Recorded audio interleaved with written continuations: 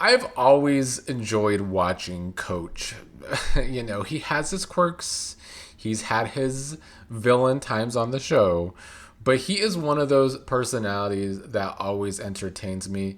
So, on this Coach and Ozzy rivalry, I am Team Coach.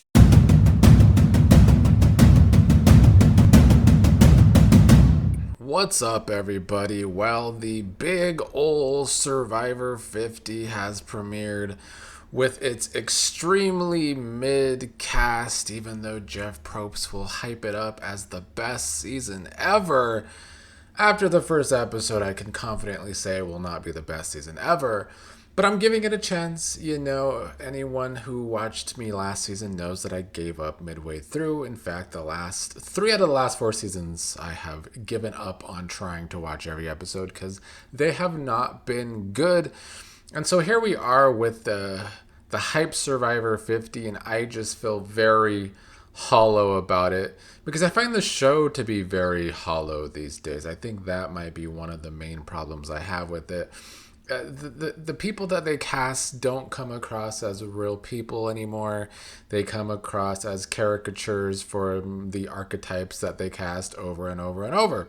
But anyway, if I'm going to review this show this season, I need to do it in a way that I could keep it short and sweet. So that's what I plan on doing with my Survivor 50 reviews. And there still is a possibility that I give up on this season too, even though there is at least a few old school players that I do enjoy watching, and maybe even a couple of new school personalities that I actually like as well. So how I'm going to do it this season, I'm going to talk about the good and the mid, which is like stuff that either gameplay or entertainment wise that I am enjoying or did enjoy.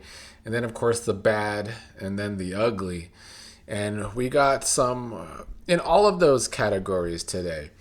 The good for me coming out of this first episode is, as a fan of old school, I do enjoy that the Ozzy and Coach rivalry lives again, and they almost seem to make up in the first episode before they did their challenge for the supplies, because Ozzy was a bitter juror that turned the jury against Coach so that Coach would not win on their South Pacific season. And now Ozzy is coming in wanting to play a more strategic cutthroat game. And it seemed like Ozzy apologized to Coach and they were making up. But then Ozzy tried to make a deal with Coach and Q during that challenge that the first person to get the key down can get the key. Q seemed on board with it, and to Coach's credit, I think Coach was not on board with it. And so when Ozzy knocked down the key and Coach got the key, that was never agreed upon by Coach. So I'm actually on Coach's side with that argument. In fact, I just learned today that people have turned against Ozzy these days. Sounds like he is a mess outside of the show. I mean, he looks a mess, so that's not, I guess, all that surprising. I've always enjoyed watching Coach. He has his quirks, he's had his villain times on the show, but he is one of those personalities that always entertains me. So on this Coach and Ozzy rivalry, I am Team Coach. Now, I don't know if he's going to come out on the positive side of that rivalry, because the good in the game right now is to Ozzy. He has all of these secret powers. He has the extra vote. He got the boomerang, the fucking Billie Eilish boomerang idol, and he got that from Genevieve, I believe. So he has all these powers right now. And I think the thing he has going for him is at least Cirie was not voted out first. That would have made my ugly category if that were to happen. I'm not surprised it didn't happen, though. I think people on the tribe know that Cirie going is something the fans wouldn't want to see, and just something that wouldn't really work for their tribe because the other person, Jenna, who we'll get to, is too much of a wild card right off the bat. But Ozzy and Cirie, who also have history, many of it bad history, are strongly aligned on their tribe because they do have that history. And Ozzy is saying that Cirie right now is his number one, and that he is going to try and learn to be more strategic from Cirie, which is a great coach to have. And Cirie is very loyal to the few that she tries to be loyal to. So it can work out for Ozzy too. So I think the good from this is that I don't have a whole lot of faith that Ozzy can do good with two different powers. We've seen in the past that he has screwed that up. And that's why Genevieve gave him the boomerang idol in the first place, so that it can maybe come back to her if he is blindsided. But Cirie might be able to help him out and make the right strategic moves. So I am looking forward to seeing how that alliance develops over time, if it actually stays strong or not, because they do have that negative history as well.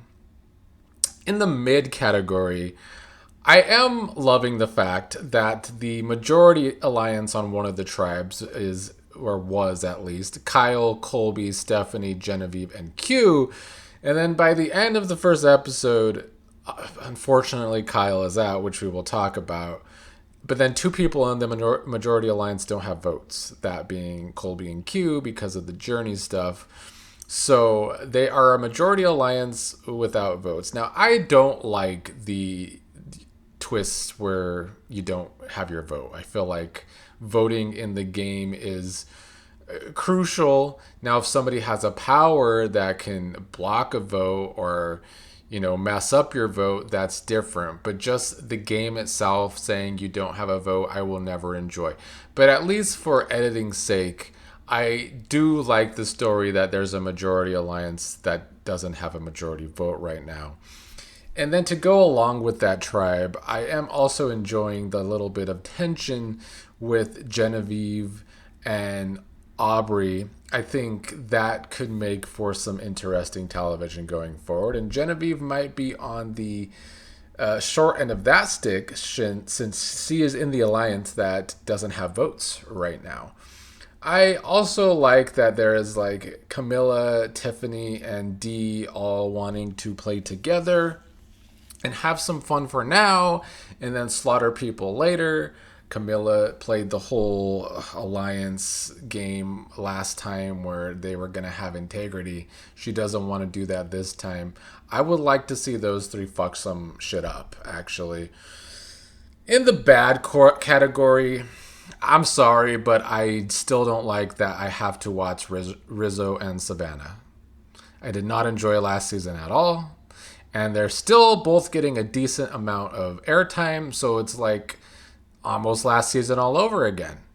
I did enjoy Rizzo fanning out and I guess having that father-son moment with Colby, but there's only so much more Rizzo and Savannah I can take when I already hated watching them last season, so that's definitely a negative. And then speaking of Colby, Colby on a season without Jerry is just, it's like a peanut butter and jelly sandwich without the jelly. And maybe there are people out there that just put peanut butter on bread and eat it, but like it's just so dry if you do that. And that's kind of how I see Colby without Jerry. Just so dry. And his alliance with Stephanie, also so dry. I liked Colby more than I thought I would without Jerry, I guess, in this episode. But I feel like the show worked really hard to give him a good edit. I've never disliked Colby. I think on his first season he got a little boring and stale and old. But as time went on, I just liked the Colby and Jerry dynamic. So Colby without Jerry is tough for me. Another bad thing from this episode is I don't believe the fan voting. People are calling it a rigged election, and I would have to agree with that. They need to have a recount because it's very convenient that all of the fan voting is mostly what the show has been doing for the past 9 seasons, so that they can just save money and do the same thing over and over, which is what we're seeing with 3 tribes, no rice, no fire. Allegedly, we're still going to have fire making. I don't know. I don't believe the fan voting. I think it was Jeff Probst rigging the election because he always thinks he knows best, and he doesn't. And lastly, the ugly from this episode. Jenna was one of few people I was looking forward to because, I mean, she's like an OG. However, her game plan was very ugly because even in her pregame interviews, she was saying she wanted to target Cirie. So it was like she had tunnel vision before the game even started, which is really, really dumb in my opinion.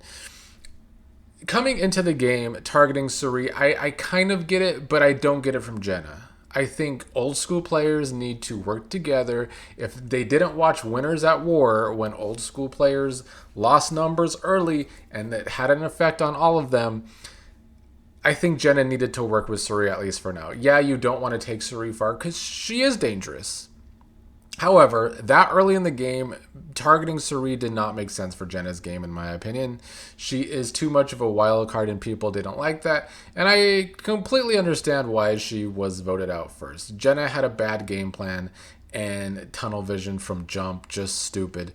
And then, of course, Kyle's injury was ugly. I didn't love Kyle's season, but I like Kyle, and I feel like he was off to a really good start. Apparently, what didn't make the edit was that he actually went down to help Colby get up, and then that's when he hurt himself. So just bad. I mean, it also shows how they edited Colby to have a really strong episode here by not showing that too. Yeah, Kyle going via injury really sucked and was a really downer way to end the episode. So it was a better episode than I anticipated, although the second half was a lot worse than the first half, mostly because we had a medevac, which you never want to see, and then it's someone like Kyle who was already off to a strong start. That's tough. We'll see what next week brings. My expectations are low, but maybe they'll surprise me.